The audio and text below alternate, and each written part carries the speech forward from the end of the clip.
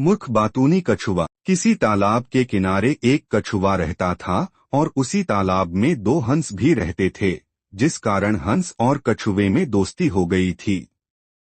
हंस दूर दूर तक उड़कर जाते और मुनियों ज्ञानियों की बातें सुनते और सारा ज्ञान कछुए को भी देते, लेकिन कछुआ बहुत ही बोलता था। वह एक मिनट के लिए चुप नहीं रह पाता था। एक दिन हंसों ने सुना कि यहाँ अब सूखा पड़ने वाला है, तो यह बात तुरंत कछुए को भी बताई और कछुआ उनसे अपनी जान बचाने को बोला। हंस उसकी जान बचाने के लिए तैयार हो गए। फिर हंस एक लकड़ी की टहनी लेकर आया और बोला, दोनों किनारों से हम अपने चोंच से पकड़ते हैं, तुम बीच में अपने दांतों से लकड़ी को पकड़ लेना, इस प्रकार उड़कर दूसरे दूर तालाब में चले जाएंगे।